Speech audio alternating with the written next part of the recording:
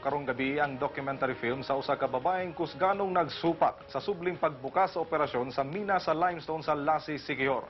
Atong saksihan sa report ni Sharon Evite, tabi-tabi lang sa mga nagkaon karong panahon na. Tuyong naghimo og documentary film si Mini Solomon Kraus aron ipakita ang matud pa mga daotang epekto sa panglawas sa tao sa minahan sa limestone sa lungsod sa Lassi, Siquijor. 2002 Best Documentary sa Cine Manila International Film Festival ug Best Documentary Film Championing for a Cause sa Belgium sa samang tuig.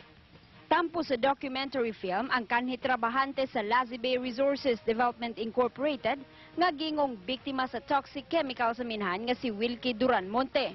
Butang nga daling gihimakak sa tagdumala sa minahan. Pagka 1996, nagtrabaho sila, maggama sila pantalan. Tuwa siya na-assign sa rampa niya. Siya ang nag-mix lang sa chemicals, tubig. Niya, nagguba ang machine. Gisay po ni Wilkie. Wala tayong chemical dito.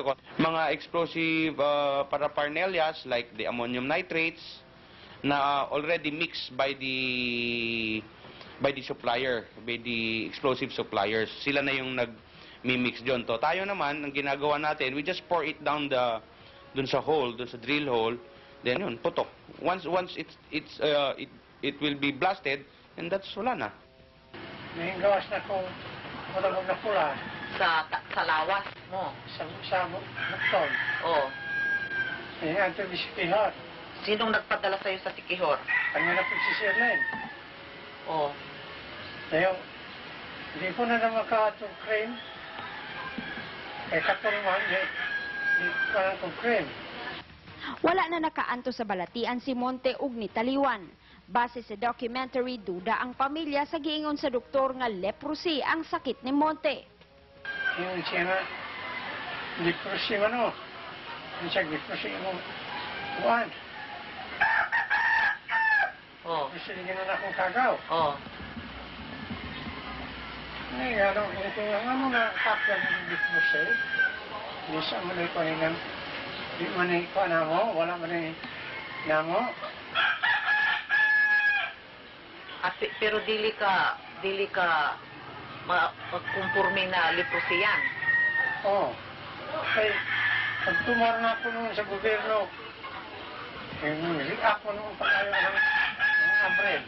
The barangay of Tigbawan where I live and Wilkie live, that place really has lots of cases in leprosy. Nailan usab ni Kraus ang giingong laing biktima sa minahan nga kanhi trabahante usab sa minahan. Si Milquiades Balasi nga karon nag-anto sa sakit nga tuberculosis. Polusyon sa minahan ang gitudlong hindan. Diha gid ang kosi sa ani kay sa pollution sa aso, sa pagblasting. Naaman ko dito sa ubos kay akong trabaho sa Putauman. So, ang aso, padulong usahay nako kay nunot sa direksyon sa hangin. We're working in the fabrication department that time. We're preparing rebars for that one. And he was very sickly when he joined the company. Gibarugan sa presidente sa minahan nga personal nga interes ni Kraus ang nagpalig-on sa mga reklamo. Butang nga gihimakak ni Kraus. Walang resulta ng katotohanan ang lumalabas. Why I'm fighting for this? For a very simple reason. It's about life.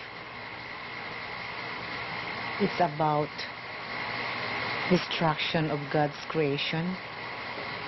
It's about preservation of the environment. Sharon Evite, ABS-CBN News.